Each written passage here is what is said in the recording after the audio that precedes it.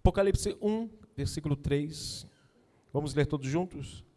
Bem-aventurados aqueles que leem e aqueles que ouvem as palavras dessa profecia e guardam as coisas nela escritas, pois o tempo está próximo.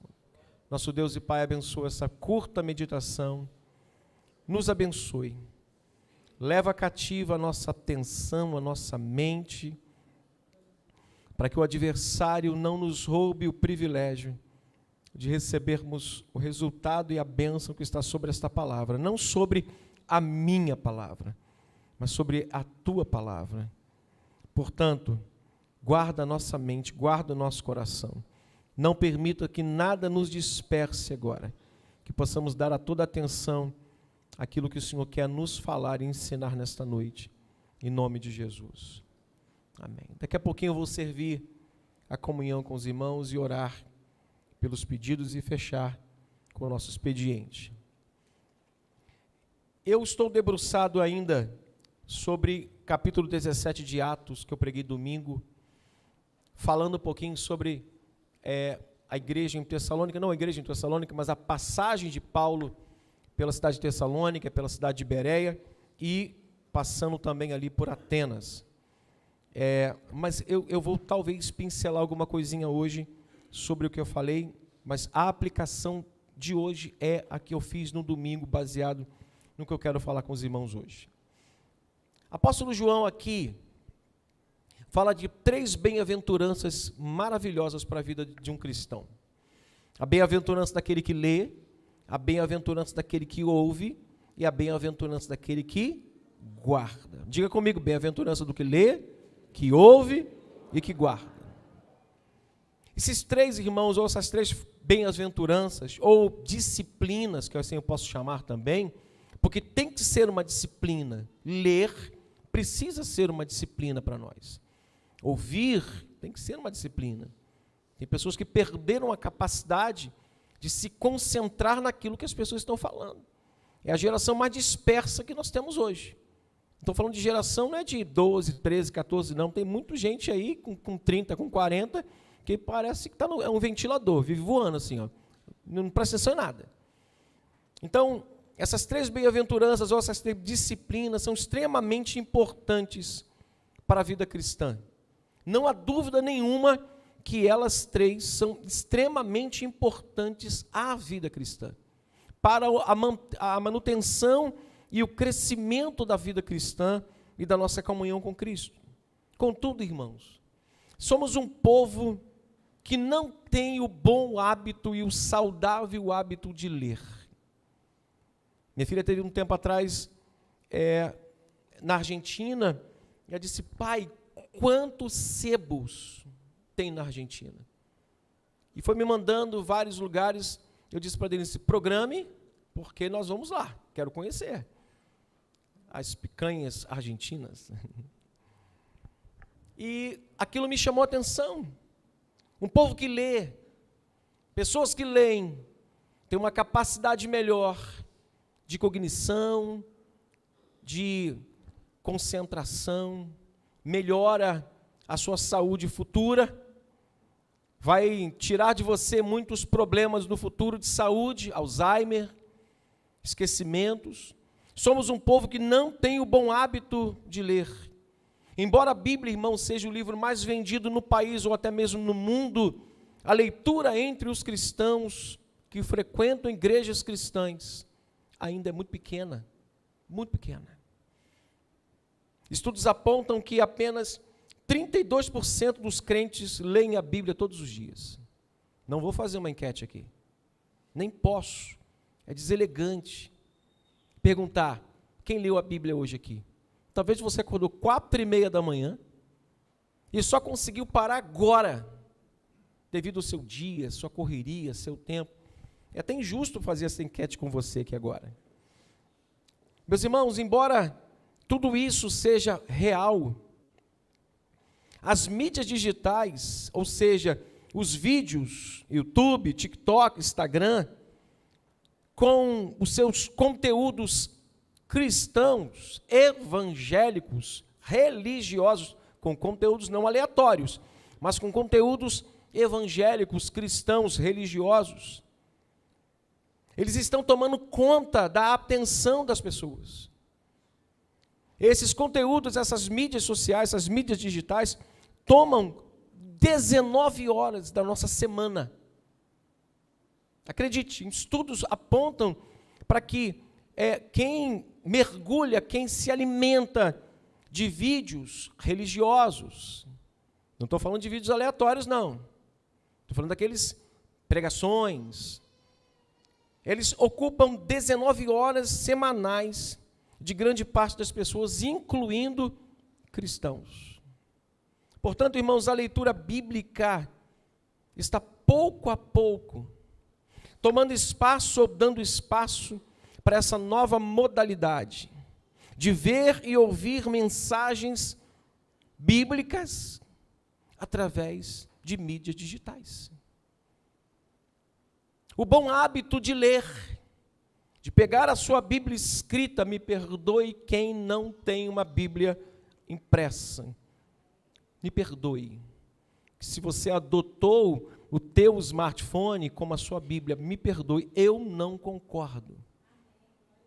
Tenha a sua Bíblia, anote ali, tenha o seu momento ali com Deus. O seu celular é o seu celular.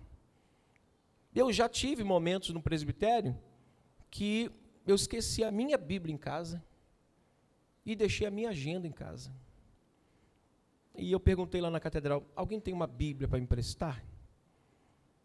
Aí, o colega que estava do meu lado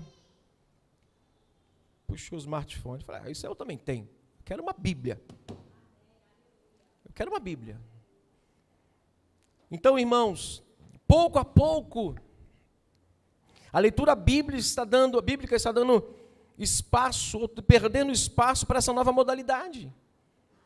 Pessoas que gastam julgando ser lícito, julgando ser saudável espiritualmente, gastando o seu tempo com vídeos, com mensagens bíblicas, no YouTube, no Instagram, no TikTok, ou nas mídias sociais que você quiser. Uma vez, irmãos, então, que a gente lê pouco, uma vez que a gente não tem o bom hábito de ler, não temos muitas lembranças. Nós não temos aquela lembrança do que a gente leu. A gente não tem... eu tenho um hábito que eu aprendi com o Steve Lawson. Ele ensinando a gente, no curso de pregação expositiva, 3 fundamentos importantes da pregação. Leia o texto, explique o texto, aplique o texto. Leia o texto, explique o texto e aplique o texto. Ele chegava na aula, 40 horas de cursos semanais, ele chegava, irmãos, regra básica da pregação expositiva, leia o texto, ele fazia a gente repetir isso todos os dias. Leia o texto, explique o texto e aplique o texto. Todos os dias. E ele ensinou o seguinte, quando você lê o texto por várias vezes, calmamente, você vai gravar aquele texto de tal maneira que aquele texto será lembrado por você no momento da sua pregação. Toda a narrativa que você está pregando já está aqui, porque você leu várias vezes. Então, segredinho para a gente, quanto mais você lê o mesmo texto, mais aquilo será armazenado na sua memória. Mas, infelizmente, irmãos, nós estamos tomando ou perdendo espaço ou dando espaço para mídias digitais com mensagens que a gente julga ser cristã. Mas nós perdemos o hábito porque é mais fácil a gente pegar o celular ou o o tablet e colocar no modo televisão, sentar e ficar ali. E detalhe, não precisa mais abrir a Bíblia porque vem o texto bíblico lá embaixo. Por isso que nós tiramos o texto bíblico do telão. Porque as pessoas chegam na igreja, igual está lá no sofá da casa assistindo Netflix. Estica o corpão, cruza o braço, o pastor está falando, pega a sua Bíblia, o irmão está assim. Está passando lá, para que eu vou abrir a Bíblia? Diga comigo, eu vou ter minha Bíblia. Se você já tem a sua Bíblia, então não precisa dizer. Meus irmãos, eu peguei um estudo aqui, rapidamente, eu até imprimi agora há pouco. Eu imprimi agora há pouco.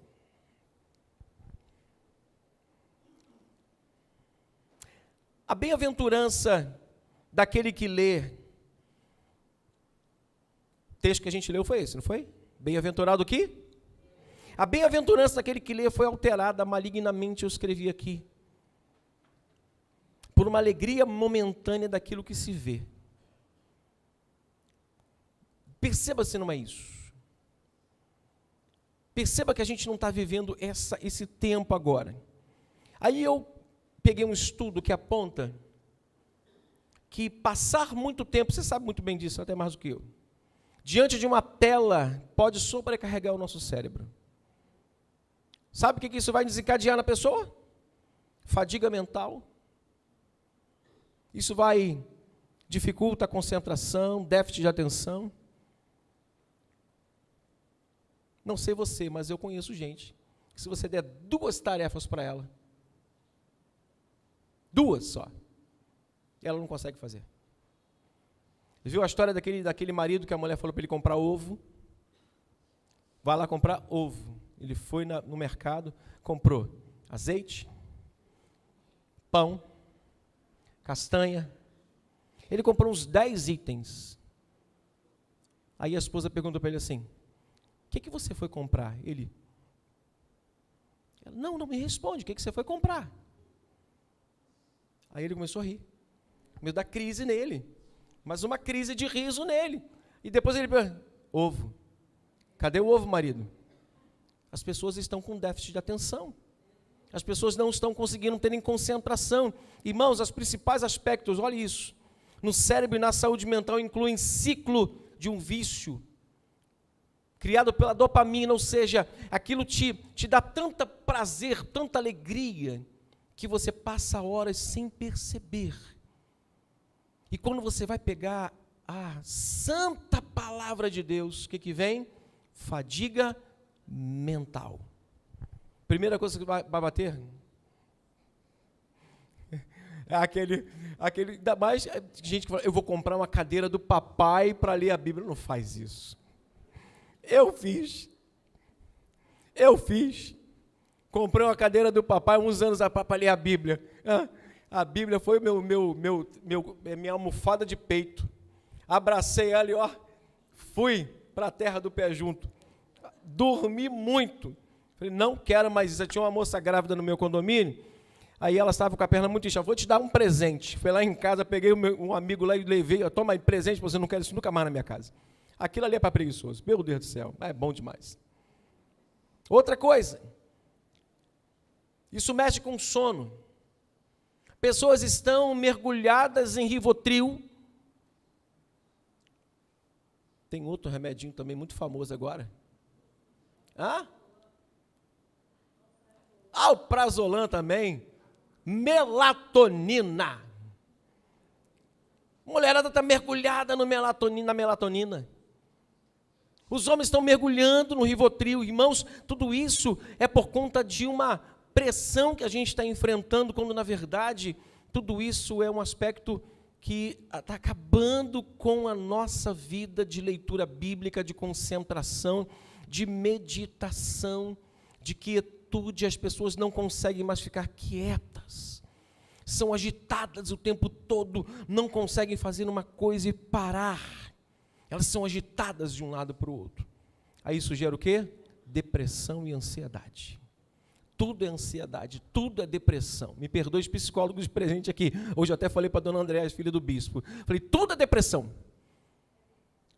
Tudo é depressão. Peguei um jovem essa semana passada, que ele foi jogar. Primeiro jogo dele. Ele saiu, vou arrebentar. Aí na minha mente aqui, eu já estava lá na linha dos 3 metros, batendo e cravando a bola. Eu disse, eu passo por isso, meu filho, quando eu jogo. Ele é mesmo? A mente está lá, mas o corpo está aqui. Depois dos 50, meu amigo, você joga bola com 50 anos aí? Eu nunca mais joguei bola. Mas quando eu jogo vôlei com a turma lá, o cara levanta uma bola, eu falei, eu vou cravar, a bola fica e eu vou. Aliás, ela foi e eu fiquei. Depois dos 50, meu irmão, não tem mais aquela velocidade que tinha um 17. Aí ele foi com essa mentalidade, vou arrebentar. Aí me procurou no sábado chorando. frustrado. Eu disse para ele assim: meu filho, você tem que aprender a lidar com frustração. Nem todo dia a porta que você bate vai estar aberta, nem todo dia o sinal que você dá, o ônibus vai parar na onde você pediu. Meu filho, aprenda a conviver com nãos nessa vida. Mas as pessoas não querem. A bem-aventurança daquele que lê foi alterada, eu vou repetir, malignamente pela alegria momentânea daquilo que se vê agora. Maligna por quê, irmãos? Porque quando mergulhamos nessa prática, nos distanciamos de pessoas. Quando mergulhamos nessa prática, interagimos solitariamente com a gente mesmo. A gente fica igual um abobado, rindo sozinho. Quantos abobados aqui estão comigo? Ó abobado, levanta a mão aí. Ó os abobados aí. Eu sou abobado de vez em quando. Eu estou lá, pego um vídeo lá que alguém me manda, eu começo a rir sozinho. Meu Deus do céu. Meu Deus do céu. E eu já pego, porque eu não quero ser assim, eu gosto de gente. Deus me fez para interagir com pessoas, não com um aparelho. Que daqui a pouco acaba a carga, eu tenho que recarregar ele. Maligna, irmãos, porque a gente interage solitariamente. Eu, domingo, vou pedir autorização ao bispo para falar uma coisa. Tomara que você esteja aqui para ouvir pessoalmente. Cuidado com a ideia de que assistir culto em casa, podendo estar na igreja, é a mesma coisa. Não faça isso. Não faça isso. Hoje eu não vou, não. Está frio. Fazer um chá. Pipoca.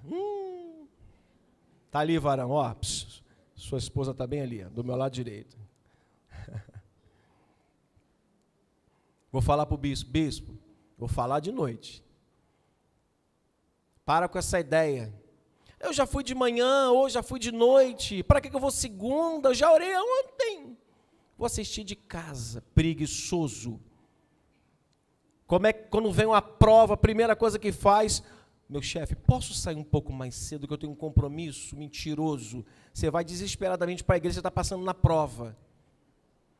Está desesperado para chegar na igreja porque está enfrentando uma luta. Deixa eu correr para a gente servir a ceia. Rimos das brincadeiras, mas não rimos mais nasquelas conversas à mesa, nem à roda da mesa, nem de um sofá. Mas rimos sozinhos, assistindo e ouvindo as coisas que nos encantam, nos alegram momentaneamente. Mas, irmãos, deixa eu chamar a atenção para uma coisa que me preocupa muito. Aquilo que temos ouvido sobre o Evangelho, nesses vídeos. Lembra aqueles vídeos que eu falei? Isso me preocupa.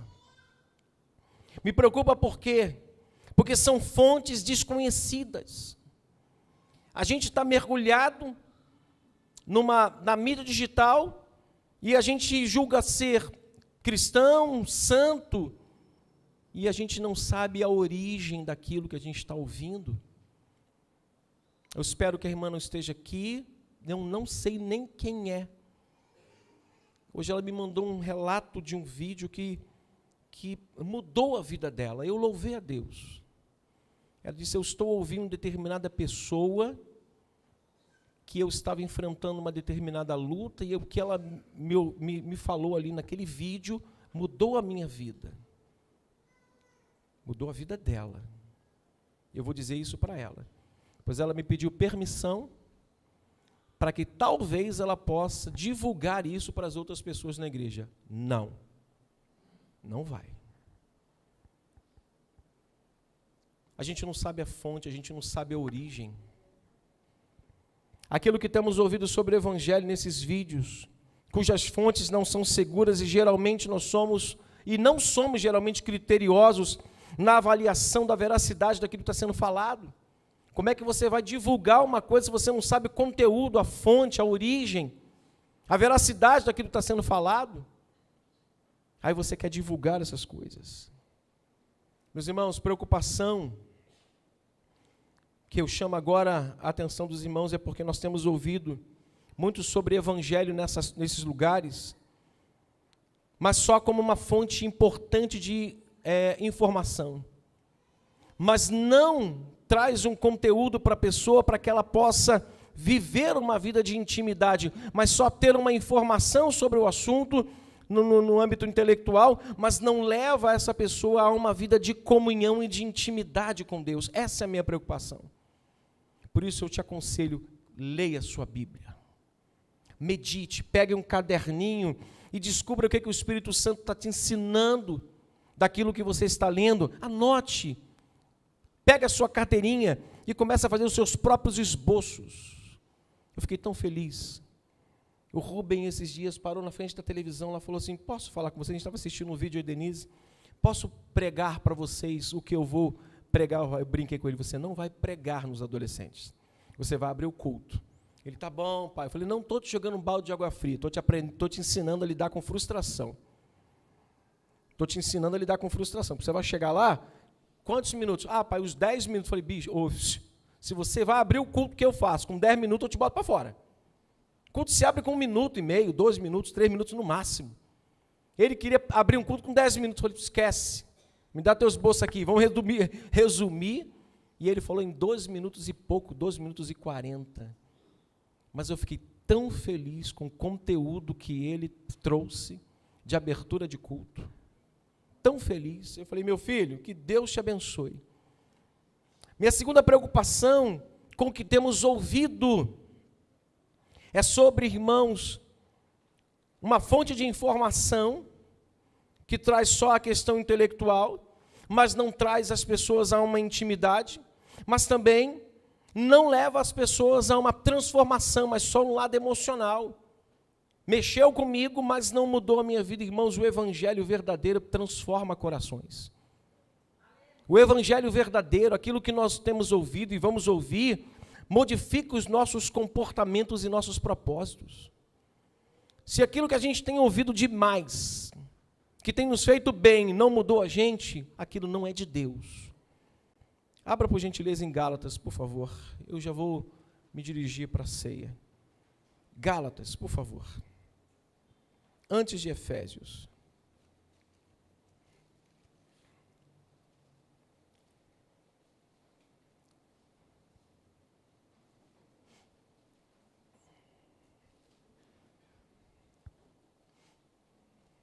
Gálatas capítulo 1, verso 10.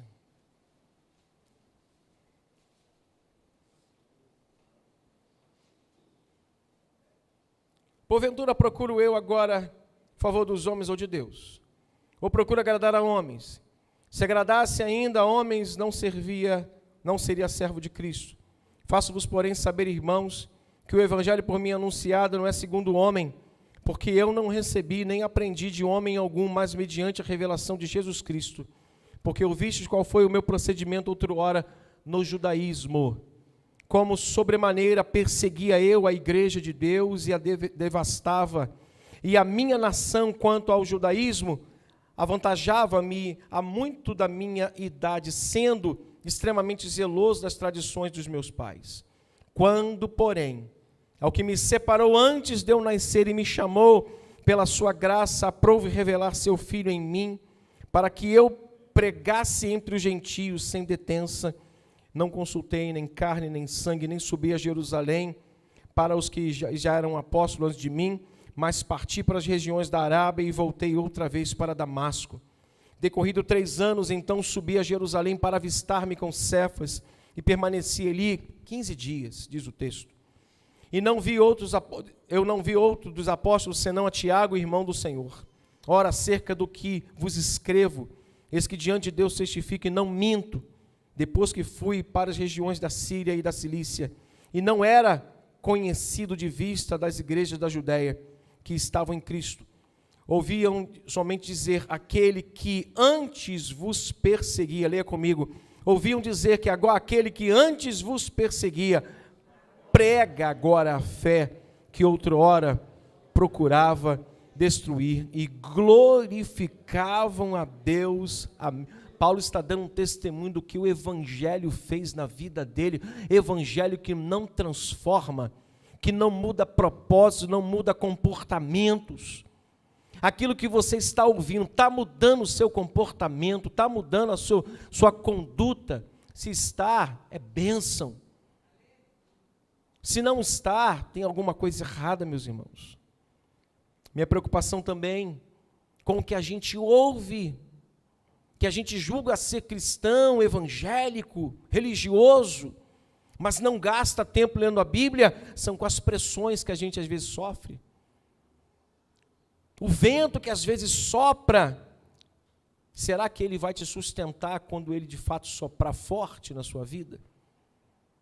O que a gente mais vê são pessoas que estão mergulhadas nessas mídias sociais, nessas mídias digitais, mas não gastam tempo para ler a palavra. Meu conselho hoje e apelo, meus irmãos, vamos gastar tempo com Cristo, vamos gastar tempo com o Evangelho. Eu falei para os irmãos que eu ia finalizar com o conselho que eu deixei no domingo à noite, ao pregar sobre o Paulo passando por Tessalônica e passando por Bereia. Paulo passa por Tessalônica, prega e é expulso dali, depois vai para Bereia. Chega em Bereia, Paulo prega o Evangelho, já encontra uma sinagoga, prega o Evangelho. E ali aquelas pessoas recebem Paulo de uma maneira tão ávida, tão alegre, e creram naquilo que Paulo tinha pregado, testificando de fato que aquela mensagem era verdadeira, era pura, era fiel. Mas Paulo sai dali, porque aqueles homens não queriam também ele ali. Ele foi embora. E no final, eu deixei um conselho quanto a essa particularidade dos bereanos.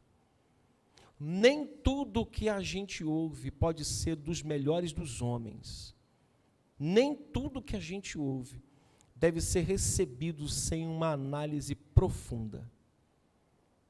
Faço uma pergunta clara. Você for no seu médico, ele pediu uma bateria de exames, você faz os exames clínicos e entrega para o seu médico. O médico franze a testa e você já fica preocupado. Aí ele fala para você, você está com um problema assim, assim, assim, grave. Você vai para casa, ou você de repente pensa em procurar uma outra opinião. Quantos aqui além de mim já fazem isso? Só 4 pessoas. Corajosos. Eu tive um problema cardíaco por um estresse muito forte. Minha pressão chegou a 20/14.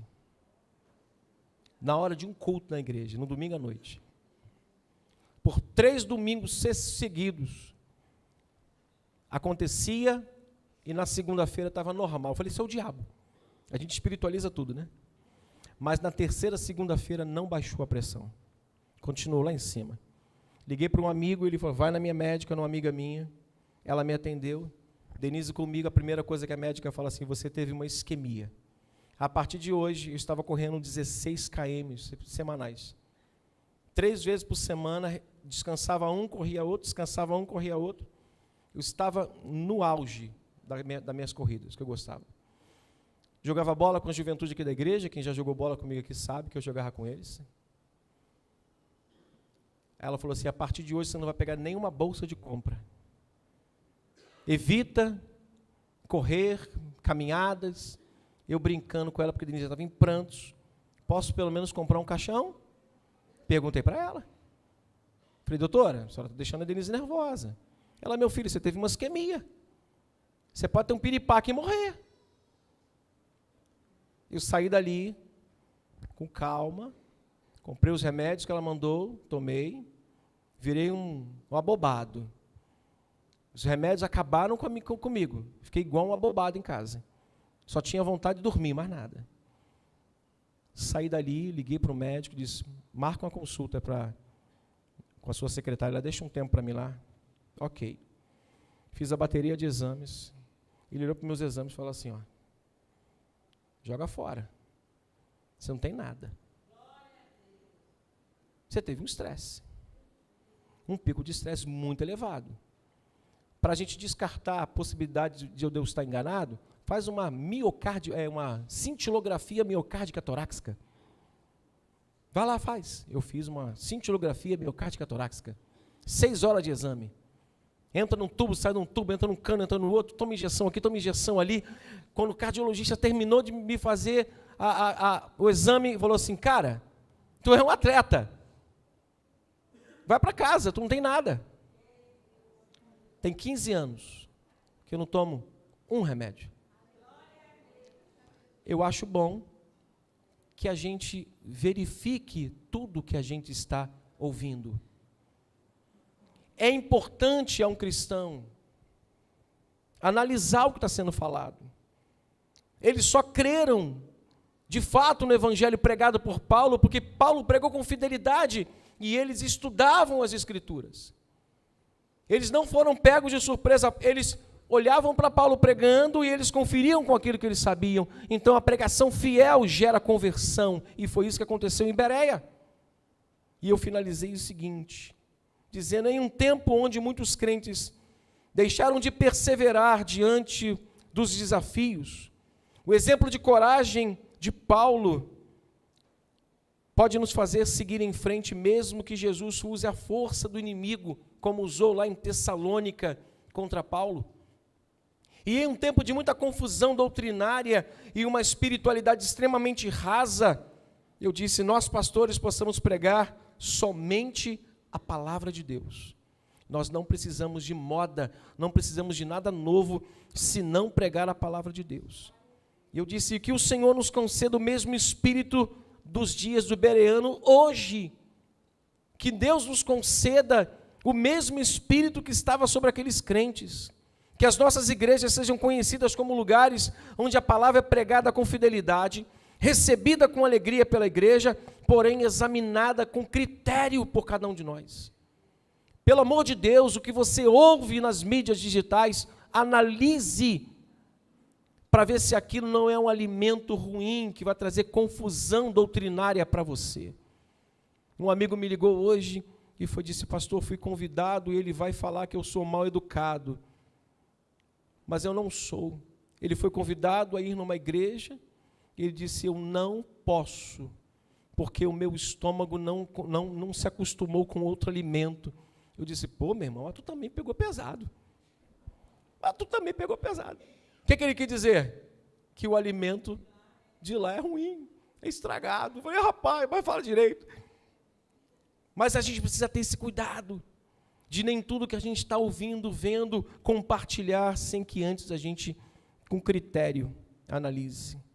E que cada um de nós criemos e tenhamos um santo compromisso de sermos estudantes diários das Escrituras, permitindo que elas nos moldem a fé, permitindo que ao lermos elas nos molde. Irmão, se tem uma coisa que pode fazer mudar o homem, não é a pregação do Otávio do Bispo, é a palavra pregada, é a palavra de Deus. Ela tem poder de mudar a gente completamente. Ela dirige as nossas vidas, firma os nossos passos na caminhada da verdade inabalável que é Cristo, que a gente crie esse bom hábito. Não estou dizendo para você que você não pode pegar o seu celular de vez em quando e rir sozinho, igual um abobado, igual o Otávio. Estou dizendo que você não pode pegar um vídeo de um amigo que te enviou e assistir. Estou dizendo só para você tomar cuidado e analisar se aquela fonte é segura para a sua alma. E que Deus nos abençoe. Bem-aventurado é o que lê, leia. Bem-aventurado é o que ouve, ouça e analise. Mas guarde no seu coração somente aquilo que for saudável para a sua alma.